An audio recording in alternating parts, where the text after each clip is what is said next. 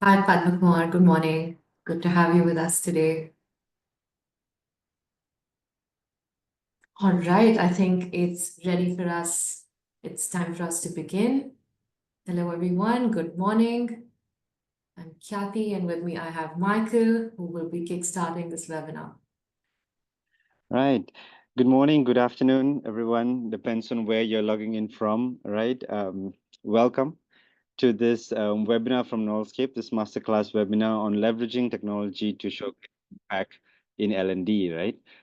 We want to thank you first and foremost for taking time out of your busy day to join us today. We hope that you would find this session insightful, right, and worthy of your time. Now, before we begin, um, probably just a very quick tech check to ensure that we have everything going.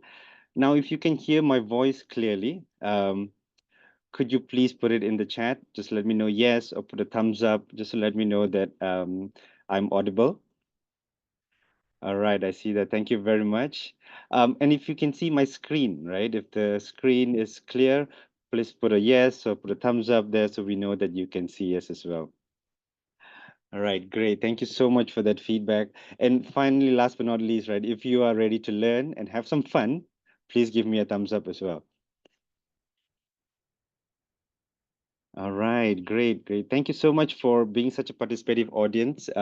We love to engage and to speak with you guys as we go along, right? And so, right now, just before we begin, I wanted to quickly walk you through the webinar agenda for today. So, for those of you who are not, for the interest of those who are not so familiar with us, we'll begin off with a short introduction to Nullscape, to share with you what it is that we do as an organization and how we are working with other organizations as well, right? And then we'll dive into the crux of our webinar today. We'll start off with the story time. So we'll have a narration of a story. We plan to bring you through this entire journey via a story, right? And then we'll walk you through the 5 levels of impact, right? And also then look at how we can leverage technology to create impact in L&D, right? We'll share with you a roadmap and be sharing with you some resources as well post the webinar. And last but not least, we will spend some time at the end to have a quick Q&A session, right? Um, just a very quick introduction by myself. My name is Michael, right? And I'm a director of growth here, based out of Kuala Lumpur, Malaysia, overlooking the APAC region, which is ASEAN, Greater China, Japan, Australia, as well as New Zealand. And today with me on the call also is my colleague, who is the head of partnerships and product consultant, Kathy. Hi, Kathy, welcome. Hi, Mike. All right. And so, before we kickstart, right, just wanted to start off with a quick quiz. So, here at Nolskip, we are quizzes at heart, right? We love a good quiz. We love to participate in quizzes, and we love asking them as well, right? So, let me ask you, who do you think coined this phrase, right? We'd love to get your guesses. Who do you think said, "Tell me and I forget, teach me and I may remember, involve me and I learn"? Can you please put your answers in the chat? Right? Just give it a guess, right? Who do you think said this? I see a few people saying Confucius. Interesting. There is some confusion, but I think there's a more recent historical figure that this quote has been attributed to. So we'll see what else. I'm wondering who can get this answer right. Shailaja is almost there. Getting there. Anyone else? Can you tell us which Benjamin we're speaking about? There you go. There you go. Yeah. All right. Okay. Looks like everyone seems to have got the answer. Perfect. Thank you for leading that, Shailaja. I think you started off with the word Benjamin and it kind of triggered people's memory, right? So yeah, you're absolutely right. Right? This is a phrase, a famous phrase coined by Benjamin Franklin, right? Where he says, "Tell me, I forget, teach me, I may remember, and involve me, and I learn," right? And this is a very apt and apt phrase for us here at Allscape, right? Simply because this is kind of the ethos that we live by, right? We strongly believe in learning by doing, right? By involving a learner in the learning process, the learner learns a lot better, right? A lot more of retention, and that retention gets transferred into application into the workplace, right? With that said, let me just quickly segue into introducing the organization to you. So, Knowlescape is the world's largest experiential learning technology company. We are present physically in 5 countries: Malaysia, Singapore, India, UK, as well as in the US, right? And in countries that we do not have a presence, we work with a wide network of partners, over 20 over partners that we work with, and we work with 500 plus facilitator and coaches that are accredited to deliver our solutions around the globe, right? And on the platform itself, we have about 100 plus experiential learning offerings available right now, and that number is growing as we speak, right? And because we work in several geographies, our simulations has also been translated into 8 plus languages at the moment. All right. We are very happy and proud to be working with some of these tremendous organizations, right? That you can see here on the left. And you will also notice that these organizations come from various different industries, some from FMCG, from banking, from tech, right? And that is simply because our solutions generally are quite industry agnostic and can be applied on in any kind of industry. And we've also had the privilege, of touching about 500,000 learners every year, right? And through our work, we have been recognized by some of the leading global institutions with some awards that we are very proud of. Right. Okay. So moving on, right? So from our point of view, we find that organizations, right, and that are future ready, prioritize development in 2 key areas, right, which are core skills as well as contextual skills, right? And that aligns very well with how we position our solutions as well, right? Most of the work that we do generally are centered around core skills, right? So what are core skills? Core skills really are your fundamental evergreen skills, right, that are essential to any organization, right? And these are skills that, regardless of the speed of change or time, they remain relevant and are very important, right? And every organization is struggling at some level with ensuring that their workforce is equipped with these core skills, right? However, post-pandemic, when we speak with more organizations, what we often hear also is that while core skills are great, there are so many changes happening within the industry and within the organization, right? For example, their roles are changing, right? Evolving, right? And the lines between industries are blurring away, right? So we hear them saying that, look, we need a solution that is highly contextualized to my organization, to my needs, right? For example, right?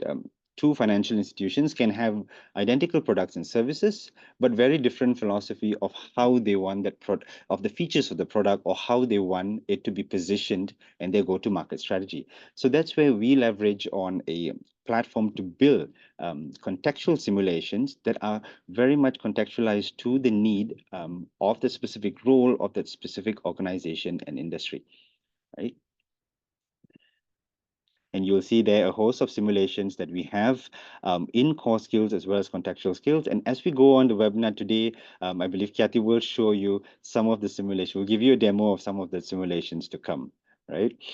And all right, and that's a quick introduction about Nullscape, enough about Nullscape. And right now we jump into the interesting part of the webinar, where we look at this chronicle of someone called Anthony, right? The story about Anthony. I'm not sure about everyone else, but I love a good story, especially if you can relate to it, right? And so I'm going to pass this over right now to Kathy to walk us through that story. Over to you, Kathy. Thank you, Michael, and good morning, everyone. Good afternoon. Welcome again for joining in. We'll start the webinar with a compelling story, a story about an L&D professional named Anthony. Now, as you can see, Anthony is very happy to be at his job. He's loved by his peers. He takes on every task with a lot of enthusiasm. And we can see him here planning another learning journey and a session. He loves his job so much, he sometimes even steps in and delivers these sessions, right? He's a facilitator par excellence. Everyone loves listening to him do training sessions within his organization. And it reflects in the feedback that comes in as well. Any journey that he touches, he designs, has amazing completion rates, almost up to 100%. He gets great feedback. The learners say, we love it, we want more. But every few weeks, Anthony hits a small roadblock, right? He goes into meetings with business leaders, with the leadership within the organization. And the only question they ask him is, what's the ROI? Justify the expense of the work that you're doing and tell us how this is contributing to the business, right? And every few weeks, Anthony will get up with a smile on his face. He'll say, let me explain. But it's been a few years now, and he's tired, right? He's heard this way too many times. He doesn't want to hear this anymore. He wants a change. So he reaches out to another award-winning L&D professional that he's seen on LinkedIn. He's been tracking her work for a while, and that's where Laurie comes in. And Laurie says, Anthony, I'm going to help you. I'm going to be your mentor. But before I do that, I'm going to ask you a few more hard questions to get you to start thinking. And Laurie really pushes the envelope where she says, hey, you're a global L&D head. What's the scalability of this program? Over the last few years, you've spent millions. Show me what the business impact is. She also touches upon ROI. She then looks at performance improvement. She asks, are employees doing things differently? And then she says, can you train 10,000 people? Everyone's needs are different. Why are people still struggling with skills after they've gone through your training? Everything looks great. And by now, Anthony is exhausted. He's also a little dejected. Wow, Laurie sure doesn't hold back with her questions, right, Kathy? But I must admit that her questions are quite spot on, right? And these are questions that I'm sure our audience today have heard before and can definitely relate to in their journey as an L&D professional. Yeah, and if anyone else has heard any of these questions, or maybe some others as well, do let us know. We want to understand what is coming your way, what's happening for you on a day-to-day basis. Because when we go into meetings, we definitely hear business leaders ask us these questions as well, right? So we're very, very excited to share how we answer these and what kind of frameworks we use, or how we look at ROI and how we look at impact. Yeah. And do share with us as well if you have other questions, right, that you also Mhm. hear from your work. And if anyone here doesn't get any of these questions, we'll be quite interested to know why as well, right? Yeah, I think it's concerning when you're not getting those questions, because then the question that comes to my mind is, does the business care about the function? Is the business really tracking that? But what I'm seeing here is that a lot of our audience members, there's Promit, there's Arunima, there's Padmavati, Padma Kumar, are all getting these questions as well. Jyoti as well, very frequently asked questions. Padma Kumar has a very interesting question, which I'm very interested to take on later in the webinar and address it. With so much available online, why should we invest in traditional training journeys? I think we are touching upon this, Michael, so hopefully Yeah. we'll be able to answer this. But coming back to the story, I think Anthony has now realized that the lens with which he's seeing himself and the organization is seeing himself is that of a cost center. And that narrative needs to shift. Absolutely. Yeah, I think he definitely needs to shift the narrative from being seen as a cost center to going into being an impact center, right? And Michael, just for the benefit of the audience, I want to understand from you, how would you define an impact center? What does that mean for you? Right. So from my perspective, I think an impact center is really a business function, right, that is able to demonstrate measurable impact to key business priorities, right? And in the context of L&D, Anthony will be seen, as an impact driver, as an impact-driven unit, right, when he can align learning with key business priorities, right? In short, his training programs must be solving critical business problems, right? And I think when that happens, L&D will be seen as a strategic partner, right? Even a profit enabler, right? Rather than just an expense. Yeah, I think that's the dream, and I think he gets it now. But before we move into what that looks like for us and what Laurie has in store for us, we do have a quick poll, a temp check almost, to understand from the audience how L&D is viewed within your organization. So this is a two-part question, right? The first one, on a scale of 1 to 10, tell us what you think your impact on the business is. One being there is no impact, 10 being I'm already a strategic business driver, I'm a profit enabler, like Michael mentioned. And the second one is on a scale of 1 to 10, how would the business rate you? What do you think the business thinks of you? Right? One being the business thinks there's no value in me being around, 10 being I am contributing meaningfully to the business. And the reason we're doing this is just to kind of showcase the discrepancy that comes up when we're looking at L&D from our lens and we're looking at L&D from the business's lens. And there's been so much research done on this that shows that there are different numbers that come up when we do these surveys. So just want to understand from the audience as well. We'll give it 20 more seconds.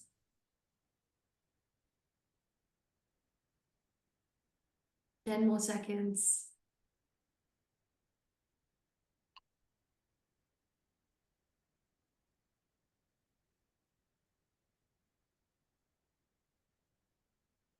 And I think we can close the poll now. I'm very interested to see the results. So we did this yesterday with the UK and Europe audience, and we had very interesting results. So I want to see what we get today. Um, so Michael, for the first question, the audience has said that they would rate themselves a 6 to 7, which means that there is solid support going out from L&D to the business.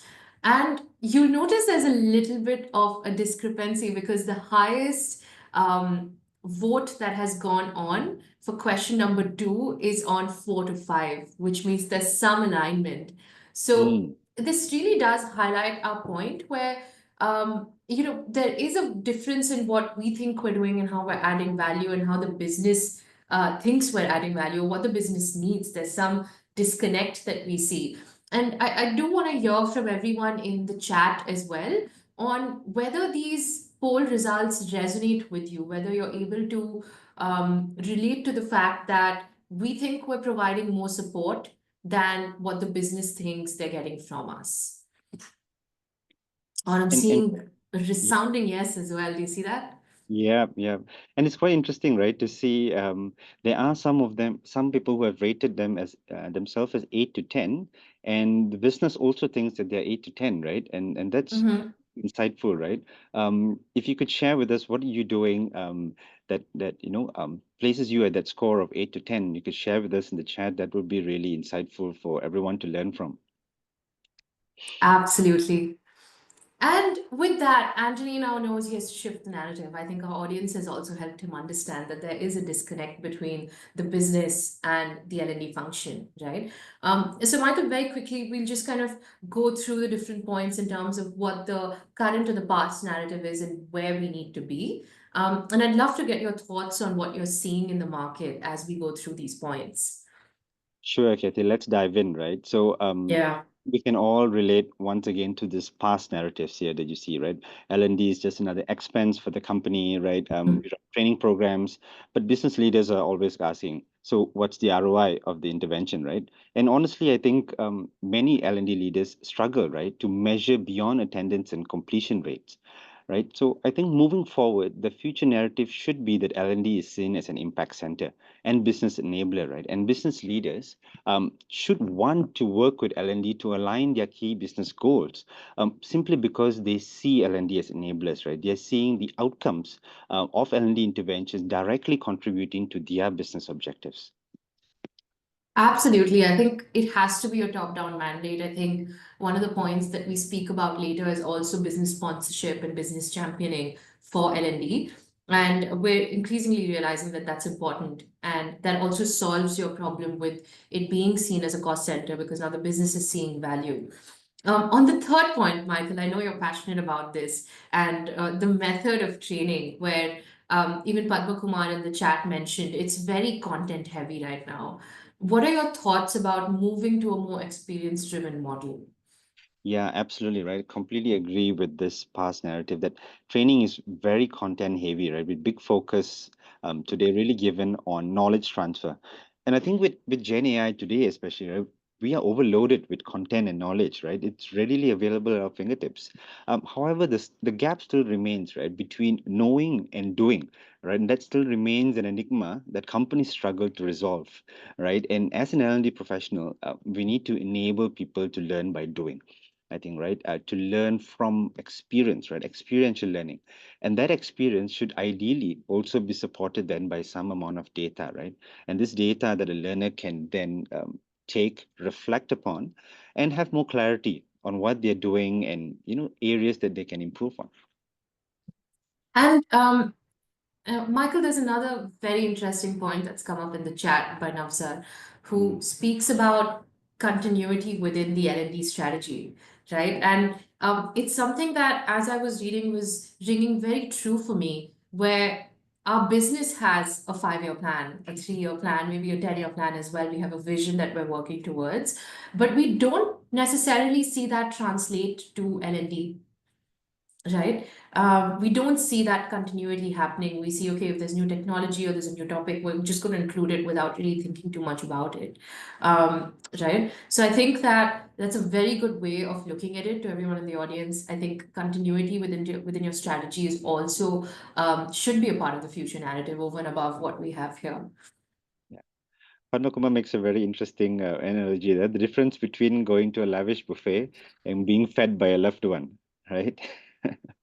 It's a very good analogy. I'm gonna save that for the next time we go into a meeting. But moving on, now Anthony knows that he has to shift the narrative. He knows what it needs to take for him to shift the narrative, and that impact measurement fundamentally isn't about collecting data. It is about changing the way we work so that we can collect the right data points, right? And Laurie now has these 5 levels of impact that she's explaining to Anthony and us. She's saying that impact can actually be measured at 5 different stages within any learning intervention, right? So she brings these up for us. And it starts all the way from the learner, or if we're looking at, the world as a forest, the tree or the plant, and you zoom out almost to look at society or the world as a whole, or the whole forest. And you realize that L&D actually can have an impact across these different segments, right? It's not limited to one team, one organization. And Michael, in my experience, I do realize that a lot of L&D functions, for no fault of their own, kind of stop at measuring impact, whatever it is that they're doing, at level 3, right? And that also with a lot of advanced organizations where they have the tools to kind of align to business impact, or they have the funds to do advanced L&D interventions. So I wanted to understand from you what your insight is on maybe aligning to the organization or the strategic goals of the organization when we look at L&D. Yeah, that's a very good point, Gyati. And speaking of organization impact, I think a very pertinent work that we've done comes to mind, right? And Mhm. we did some work with a large tech service provider, right? So they were onboarding like nearly 2,000 professionals every quarter, right? So can you imagine an influx of new people coming into the organization, right? And they were on track to double their headcount. Now their biggest challenge was, how do we assimilate these professionals into our value and culture, right? From a learner level 1 and level 2, they're great people, right? But from an organization standpoint, at that level, right? How do we assimilate them to be able to, besides being proficient and besides being competent, how do they embrace our value and culture, right? As that would have a profound impact at an organization level. So we then designed a custom learning journey that primarily focused on mindset and skill sets, right? That enable performance, right? But also at the same time aligning it to values and cultures of the organization, right? And as a result of that, we saw staff engagements increased, all right, despite so many of them being new, right? And the company saw a reduction in their turnover of their high potentials, right? Yeah, and I agree. I think it really demonstrates the power of simulations, because when we were reporting this back to their HR heads and their business heads, we were able to tell them, hey, this group of people are already aligned to your company's culture, so maybe you need to treat them differently, push them a little bit more. There Mm. is a certain subset that needs a little bit more alignment across these values. And when we went back and collected feedback from the learners themselves, they mentioned to us this was the first time that they were actually intentionally practicing the company's values in their day to day. So it was very interesting. Um, and I do want to spend another minute speaking about level 4 and 5 as well, which is external stakeholders and societies. I think external stakeholders for all of us in today's business world, in day and age, is important, but especially for service-driven businesses, right? For someone who's maybe working in consulting or on client projects, how are you managing your stakeholders? It shows up in terms of your CSAT, your NPS, churn, retention, repeat business coming in, all of those metrics. But Michael, I do want to pick your brain on the last one, level 5, which is society, because before joining Nordscape, I wasn't viewing L&D from that lens either. So it's been a transition for me also in the last year to kind of start looking at L&D's impact on society. Absolutely, and completely agree, right, Kathy? I think even for me, right, I think society at level 5 was not something that was always on my mind, right? I think especially in the workforce, we often we see the L&D impact just within the organization, right, to the extent of what we do in our work. However, I think this final level really was an eye opener for me as well, right? Society. It's so interesting to think about this, right? That actually L&D holds that amount of power, right? That if an L&D, a well thought out L&D function can help develop employees really well, they will not just make an impact in the organization, then goes beyond the organization, right? They'll be making an impact in their families, right? They'll be great leaders in their families, right? And they will naturally impact society, right? They'll be good neighbors, they'll be good citizens of the country, right? And be able to contribute very well then to society, right? And this is definitely a ripple effect, right, that you can see. And this comes, also you see the outcomes in the form of better employee branding, retention, and this culture of learning, right, which then can be positively affect the competition as well. And I believe, Kathy, you have an experience to share, or an example to share with this point, right?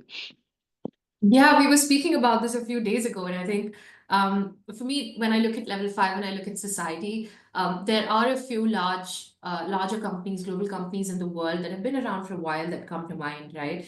Who've contributed to innovation within their sector, who have a very high culture of achievement inside their organization, which is in part a contribution of what L&D does for them. And their alumni essentially move out of the organization and also contribute to the economy by starting new successful businesses, by changing the way we function within the world as well, right? Take Google, take Microsoft, for example. I think they have this culture. Of course, the business itself contributes to it, but I think L&D is a very strong role to play in that. Right? You have higher retention, you have more top talent coming to you. It is, like you said, rightfully a ripple effect. Um, and I do want to understand from the audience, right? We have a poll coming up now where we want to understand at what level you are viewing impact within your organization. And it might be different for different learning interventions, but as a rule of thumb, where majority of your impact measurement stops, do let us know. And for those of you that are already thinking about level 5, we would love to hear about what you're doing, how you're doing this. Do share with us in the chat. We're always looking to learn and see almost people that are like superheroes in the L&D space, changing the world one learner at a time. Yeah. All right, we are slowly getting answers. And in the meantime, I think Dibanjan did ask us that he'd be interested to know how we can measure impact for our interventions. So Dibanjan, in the next 30 minutes of our webinar, yes, we have 30 minutes, we will be walking you through how we do this. We do use computer-based simulations to track behavior, to collect data. And then this is obviously supplemented by surveys, 360s, 180s, 270s, reflections from the learner as well. And we also make them kind of redo these simulations to show needle movement after a certain period of time. So we will be walking you through that, and hopefully that gives you a little bit more clarity. And yes, Jailaja, absolutely. I think in terms of what those metrics could look like at each level, we will be sending you resources post this webinar. So you have a laundry list almost of what those 5 levels look like. And of course, it's different for different organizations, but it'll just get you started in terms of what that thought process would need to be.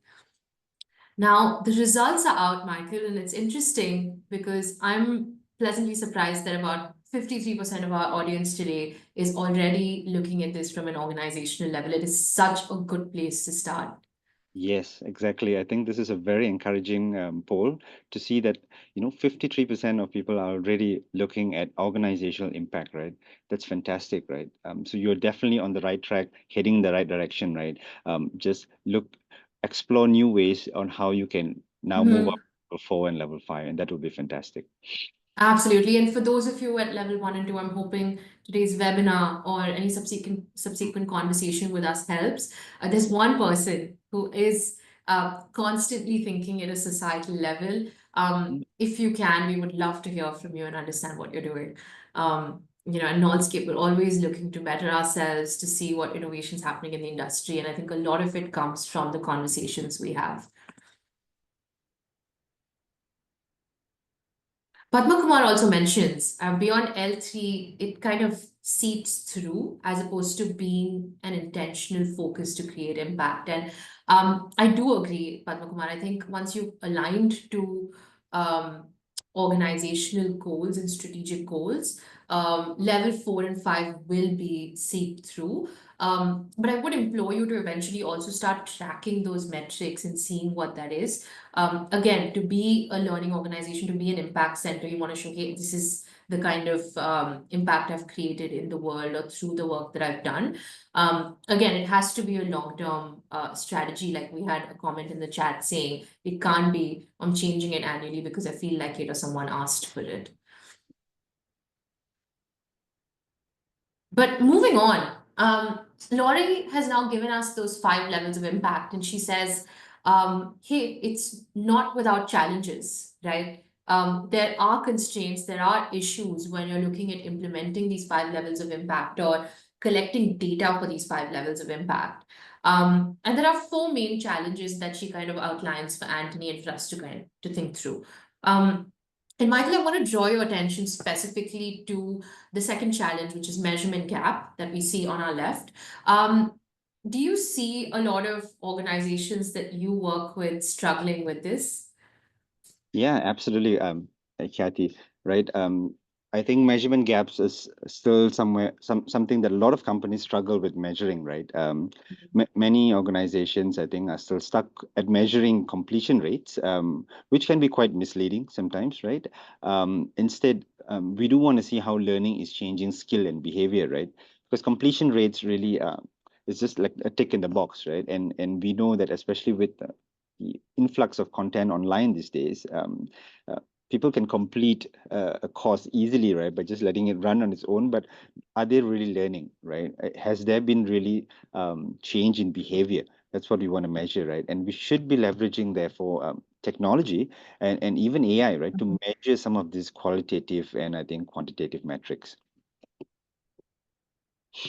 Absolutely. And I think that brings us back to um, leadership buy-in as well into training or investment into training, where of course modeling and championing behavior is one part of it, but the minute we're able to show some sort of tangible behavior movement or needle movement that can be linked to business outcomes within the team or for the learner, in a way even to their KPIs, you will have more buy-in coming in. It's a cycle, but I think it kind of builds once you start doing that. And Michael, there are internal challenges as well, I understand, right, in terms of time and scalability. Do you have any thoughts, any inputs on that?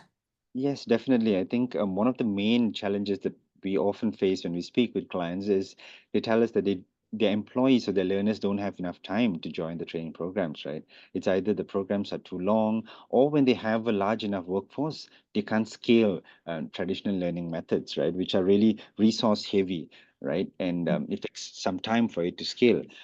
So I think employees struggle to find time, especially when you talk about long training sessions, because of their naturally busy workload, right? And therefore, micro learning and sometimes just in time learning, as we call it, which are delivered bite size and on demand, in a form of short videos, simulations, right? Mobile learning. Those are some of the way forward, right? And also integrating learning into the workflow, right? Into your day-to-day work, through real-time coaching or learning on the job, having some interactive case studies, right, to learn on the job, short learning sessions. Yeah. Those are ways that can help to overcome this time and scalability issues.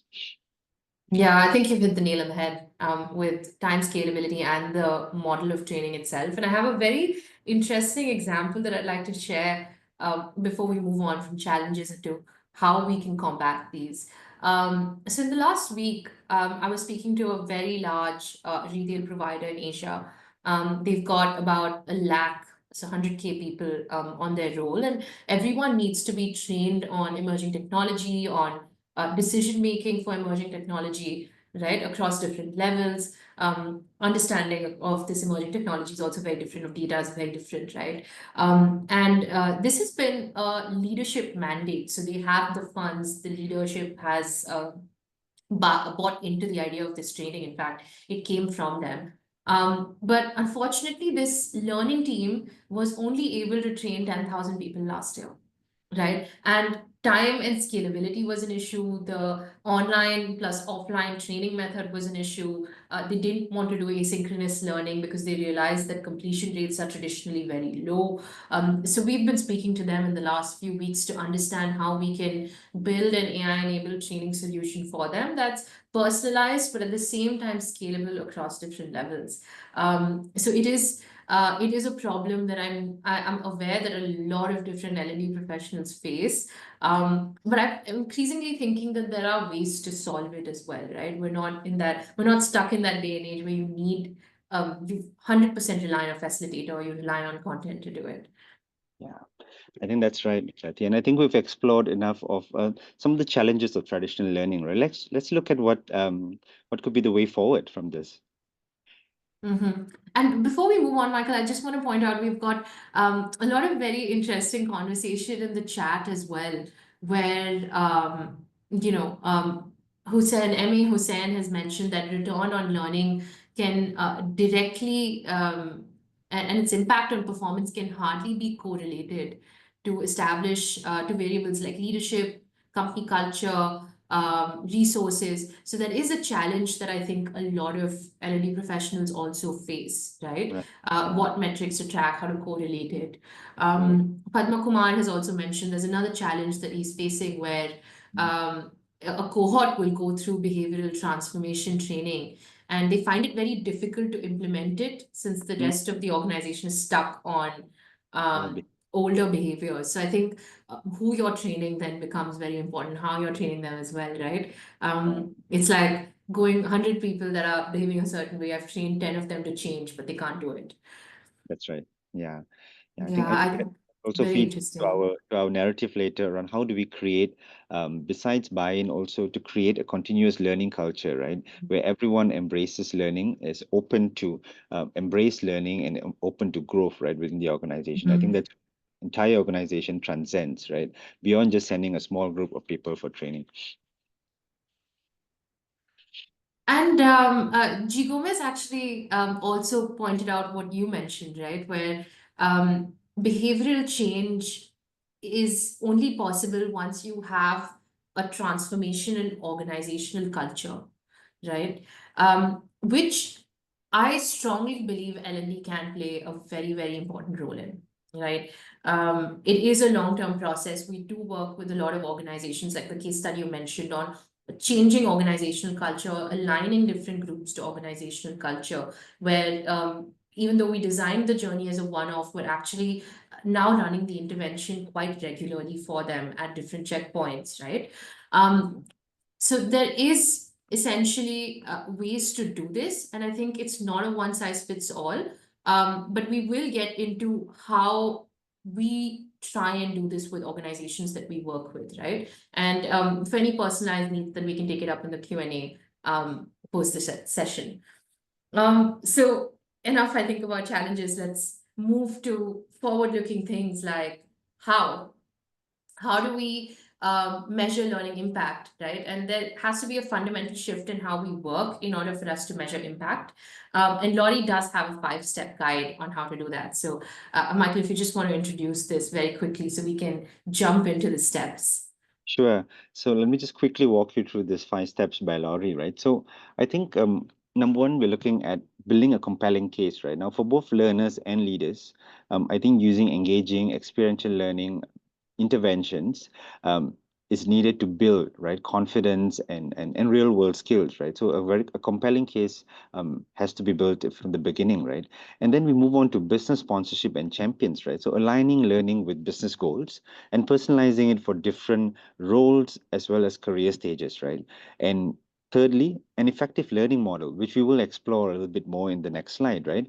How do you educate, experience, and enable people, right, as they learn? Fourthly is accountability and reinforcement, and this is a very important part as well that we'll explore, right? Because fostered shared learning experiences, which promote collaboration, agility, as well as ownership of that learning. And last but not least, the culture of continuous learning, right? As we mentioned earlier, empowering employees, with really contextual skills that enhances their ability to serve customers or to do their job more effectively, right? So I think the key takeaway here is learning impact just really isn't about training, all right? It's about alignment, engagement, creating a good structure and accountability, right, that we need to create. Thank you for that, Michael. You couldn't have said it better. With that, let's move on. In the interest of time, Michael, I've put step one and two together. And I am going to let you take lead on this one because you are constantly working with different business stakeholders and helping them build that compelling case and get the sponsorship. So over to you. Yep, all right.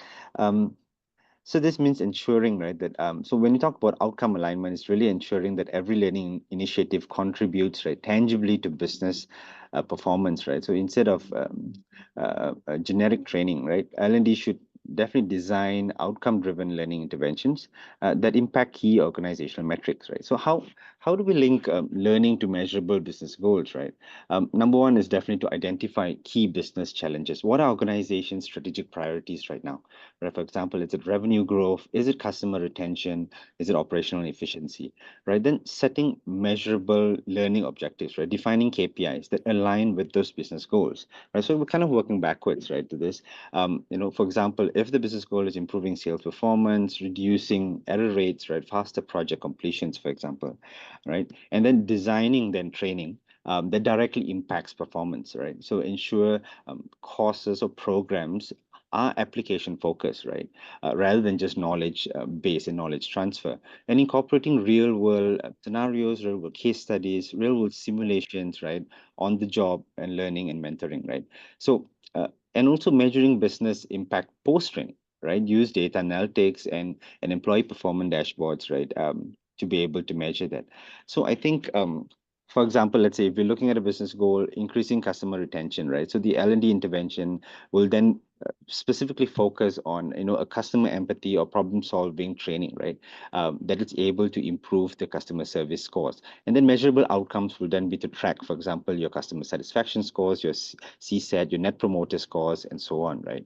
And last but not least, I think the clear why is important, right? At the end of the day, learning is a self-driven action, right? And learners who understand clearly what's in it for me will have a higher engagement, right? And a drive to learn. Similarly, for leaders, right, when they can visualize, I think, how learning contributes to their key priorities, they become an enabler rather than an obstacle, right? Therefore, we do need to communicate the goal behind every program, and all interventions have to be aligned to that five level of impact. Thank you for that, Michael. And that example that you gave was very interesting because there is a way to essentially look at the skill gap, isolate the variable in terms of the KPI, and then see if there's an outcome. There's an impact on the outcome. If there isn't, that means you're maybe solving the wrong problem. You're doing the training in a different way. So then you kind of tweak different components of that, almost like an experiment, A/B tested and see what works, what doesn't. Um, but we're going to move on very quickly to the third step and my favorite step because that's where we deploy the learning, that's where the magic happens. So we'll very quickly walk you through this, and then I do have a quick case study for you in how we've done this in the last year for one of our partner organizations, so you can see it play out. Yeah, this is a methodology that we live by at Nolscape, right? Educate, experience, and enable. I think educate is common to everyone, right? Which is what we talk about high tech and high touch, right? So leveraging a mix of tools, digital tools, right, is great, right? LMSs, moods that are available, right? And also integrating that with human interaction, right? We find it more and more that the human element in learning is a really important element, right? Therefore, we find that the nice balance is really between high tech as well as high touch, right? And ensuring learning consistency right across different teams and geographies. Next, we move on to experience, and this is the part where we are most interested in, right? And experience is really learning by doing, learning from action, right? Moving beyond just passive participation. We engage learners in the real world, measurable applications, for example, through scenario-based learning, simulation, gamification, and so on, right? That creates a risk-free environment for people to apply it. And last but not least, enabling, right? So enable is where we use data-driven reflection and application, right? Design learning to be able to track progress and to be able to collect data at least, right? So from a simulation, you would usually get a report that you could use to reflect on the actions that you've taken in the simulation, have a discussion with your line manager or maybe even the learning and development professional, right? To understand where are areas of improvement.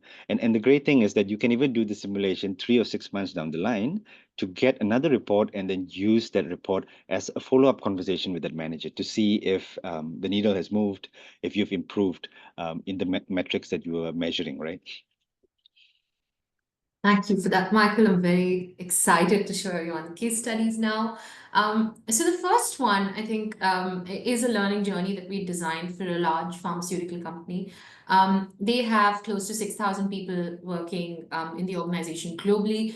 But in the last year, they had about 600 plus learners that were becoming first-time managers, right? And the challenge with first-time managers that we generally see is they've not had an opportunity to practice their leadership skills or their people management skills, their stakeholder management skills in that context, right? They're mostly individual contributors that are now suddenly managing this team.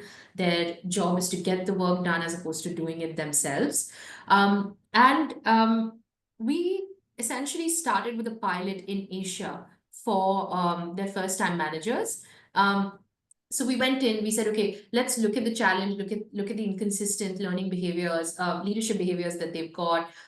What are the other issues that they're having? What are the other issues that team members and their managers are also having? So over and above the L&D function, we also did a lot of diagnostics around the whole ecosystem around the first-time managers, right? And we developed this baseline where we realized that there were 4 challenges, right? There were 4 skill gaps. There was contextual leadership, critical thinking and decision making, business essentials as well. So how do you understand the business? How do you manage the business a certain kind of way? And their understanding of emerging technology or new technology and how to use it to optimize their work.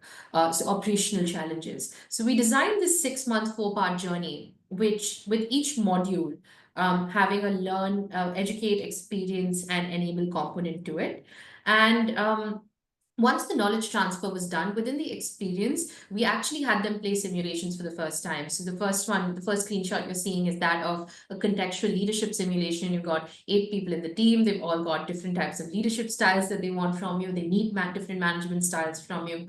And the second one is very interesting. It's a simulation on critical thinking and decision making, but it uses Grand Prix and racing. So you're the manager and the leader for this team. You've got 2 racers, 2 cars. How do you basically maximize the funds that you have to get the best performance out, right?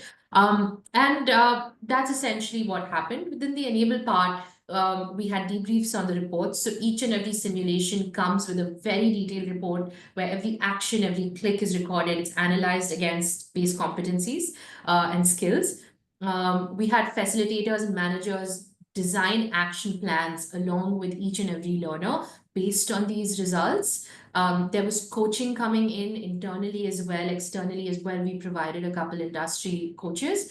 And like you said, Michael, after 6 months, we essentially got these learners to play some of the simulations again.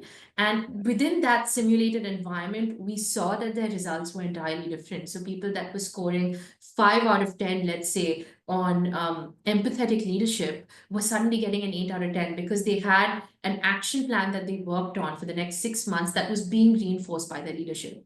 Um, and all of this, when we were designing the journey after the baseline, was linked to their KPIs. So we looked at what the KPIs for those first time managers were in terms of managing people, managing budgets, managing their outcomes. And we made sure that the learning was aligned to that, right? Now, as a part of this walkthrough, I do want to showcase one of our simulation demos because we've been speaking about it. We think that this works as a model, right, as a learning tool to collect data and to show impact. So I am going to share what one of our simulations looks like. This is one of our more recent ones. It's AI enabled. We do use it quite extensively to teach what happens with AI. And it's interesting because this particular simulation, Michael, what happens is you're learning about emerging technology like AI. You're reading about it, we're learning how to use ChatGPT, but there isn't any tool in the market that I've found which teaches us how to use it in the context of our work. It's all trial and error. So if you don't have the aptitude for it, it's a little bit hard. Um, I will, apologies, just share my screen with the sound so you can hear what this sounds like as well. Allow me a minute. Yes, I think we're back on. So this one's called AI Edge. We did use it in the learning journey that we spoke about. And you'll notice in this specific simulation, you're learning the applications of AI and the basics of AI. But with all of our simulations, what we generally do is we give you Hi, Remy. context on the Quantum Vertex, organization. QV, is a well-established conglomerate with divisions in healthcare, manufacturing, financial services, and emerging technologies. So you're working for a fictitious organization, you're speaking with different types of characters even within the simulation. So it's AI driven. We do make it almost like a video game where you feel like it's part of your day in the life of, in the workplace. So we've given an intro to the organization. Now we move into an introduction for the role. Quantum Vertex, QV, for 8 years and have been doing a fantastic job of managing digital transformations.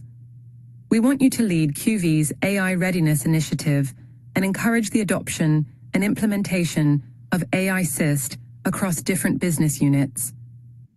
So that's your role. You have to convince different stakeholders to take up AI, but also identify what are the pitfalls or the limitations with the technology. This is the team that you're working with. So you do get to interact with these different stakeholders within the duration of the simulation. And these are the objectives, right? So every simulation has about 2 to 3 objectives. A simulation can be anywhere between 90 minutes long to 20 minutes long, depending on the complexity of the topic that we're dealing with. This one is 45 minutes long.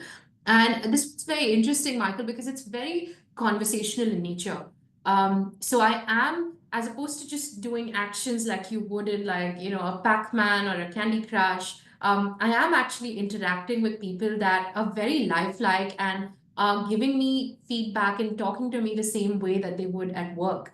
And the other very interesting thing I think that I want to share with the audience is depending on who's playing the simulation and how they're interacting with it, the kind of feedback and the kind of questions that the AI would give you is very different. So, Michael, if you and I played this, and our response was wildly different for a question, which meant that our understanding of the concept or application of the concept is different. The simulation would then also treat us both very differently. So it is personalization at scale in that sense. Yeah, absolutely right. I think the experience has been really good, right? Especially with any kind of response that you give, the AI is able to then analyze that response and give you feedback, right?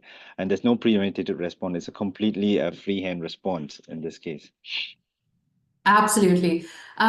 Now with this, you'll notice there's also a leaderboard. So if you're playing this in cohorts, you can kind of track performance, see how different members of the team are doing. We can also provide group reports that come up.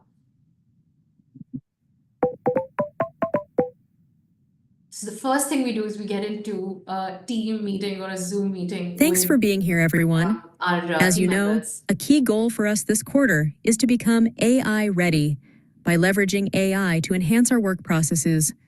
I have Remy here with me, who is leading this initiative. Remy, why don't you start by explaining what is AI in simple words for everyone's benefit? All right, so now the system is asking me for a response. Please excuse me if my definition or my explanation of AI is not the best, but let's start. Thank you, Amy, for your question. According to me, AI is a subset of machine learning where we train the machine to do tasks that would otherwise require a human level of intelligence.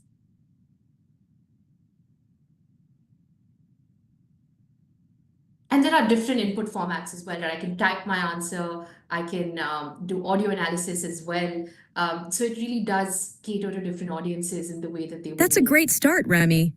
How might AI also encompass the ability for machines to learn and make decisions on their own? And can you think of any real-world examples to clarify this for our team? So in the interest of time, Michael, I'll stop the demo here. This is a scenario, one scenario where we're learning about AI. The next one is about the use cases of AI within the organization for different teams. And the last scenario in the simulation looks at the ethical considerations. So we are going through different bits and pieces of this skill within the simulation. And it comes with a very, very interesting report that I'm going to bring up now, just for the audience to see what that looks like. To see what the talent intelligence is that we're able to provide for this experience once we've gone through it. While you bring up the report, quite a number of people in the chat are asking if we can provide a task access to experience it, and that's definitely possible, right? Post the webinar, you can reach out to us, and we'll be happy to set up a demo experience for you, walk you through how you could play it, and then get you to try it out within your team, right, to experience the simulation yourself. Absolutely. And this is the report that comes up. I do see a few questions in the chat that I want to take up in the next few minutes. But there are competencies that we're ranking you on, and the report gives you very, very detailed insights on what works, what doesn't, and what you can do better on the job, which is what we use for debriefs and action plans. And a lot of learners come back and play the simulation again in a few weeks. And to, I think, Hussein's point in the chat, within the simulation, we also can create pressure using time, using a lot of updates from the real world, to mimic that real world example as much as possible, where you have to do things on the go. So of course, it's a little bit different in that context, but we do try and mimic it as much as possible. We do have, I think, another 4 minutes, so we'll very quickly just go through point 4 and 5 and close the webinar for the day. Over to you, Michael. Yeah, so step 4, as I mentioned earlier, is also an essential step, right? In learning and development, in creating sticky and impactful learning and development, right? I think this is where Laurie calls out, right, that reinforcement can't be an afterthought, right? You need to have peer check-ins and coaching, right? Otherwise, learning fades fast, right? You want to bridge the gap between learning and a learning event, right, and real sustained change. And how we could do that is by a couple of steps, right? Number one, empowering managers and teams, right? Ensuring learning outcomes are a shared responsibility by involving leaders and peers in the process, right, from the start. So if we're able to establish ourselves as an impact center, that becomes easier, right? Leaders naturally will gravitate towards L&D because they see you are making an impact in their business. Second is using coaching or peer check-ins, right? And we find this very effective because we do this for almost all our learning and development programs where there is an element of application back into the workplace. We give participants a simple task that they need to apply back in the workplace, and then we come back and have a discussion with peers, right? So we learn from each other, like what went well with you, right? Where were your pitfalls? What could have been done better? And then you also have a third party external point of view from a coach or a facilitator, providing some support there, right? And last but not least is linking learning to KPIs, right? Like collaboration, agility, as well as business goals. Absolutely. And we very quickly move to step 5, Michael, where we speak about building that learning organization or that continuous culture of learning. Over to you. Right, yeah. And I think finally, this is where it all comes together, right? Laurie's North Star is that culture that rewards curiosity, where learning is a habit and not just seen as an event, right? So how we do this is aligning learning with business strategy once again, right? Identify critical skills needed for business growth and future readiness, right? And make learning accessible and engaging, right? Shift from formal learning to continuous on-demand learning, for example, or integrating learning into your daily work. And the use of simulations and gamification makes it a lot more engaging and fun. And besides that, also creating, learning accountability with leaders, right? Encourage leaders to prioritize learning goals, right? In team discussion, share what they are learning, right, as leaders and how they can apply it with their teams. And last but not least, I think recognizing and rewarding learning, right? Learning achievements should be tied with career growth, peer recognition systems, and so on and so forth. This will help, right, to create a culture of continuous learning. All right. Thank you for that, Michael. Now we close the webinar and you can see Anthony has been through this journey. He is wiser, he's a little bit older, he's rocking a beard, and Laurie is looking for the next Anthony to mentor so she can re-envision another L&D function. You all will see a small feedback poll on your screens.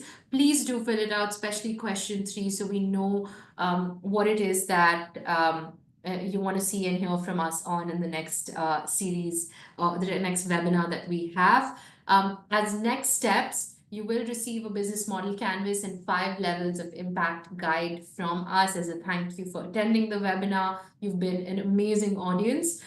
We will also be sharing more details in the next few weeks about the next session that we're having. And a lot of you did ask for a demo session or a trial license to the AI simulation. We have 2 more simulations very similar to that one on AI. So our team will be in touch with you on next steps for the same, so we can give you access to the simulation that's relevant to you. So do watch out for that as well.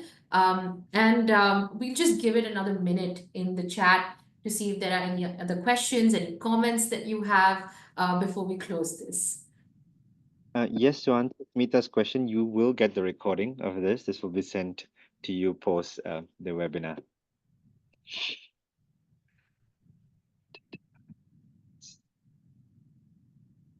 Thank you, 000405.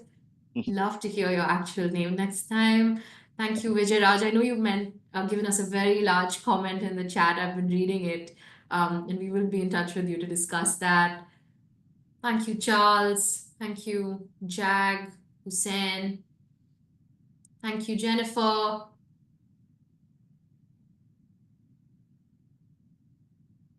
Thank you, Dr. Agna.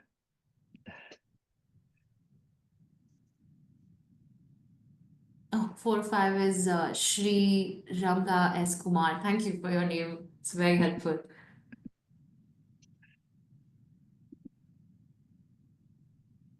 Thank you, everyone. We really enjoyed your participation as well, for keeping the chat lively, for engaging with us. We definitely look forward to hosting you again on our next webinar.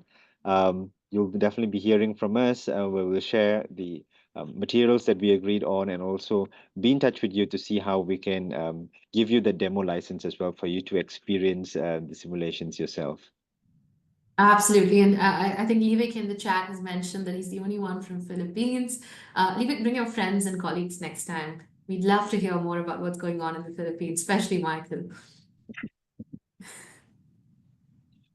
All right, I think with that, we can close the session. Please do watch out for email and communication from us. It was lovely having you on the call today. You've been an amazing audience. Thank you, everyone. Have a good day. And take care. Bye bye.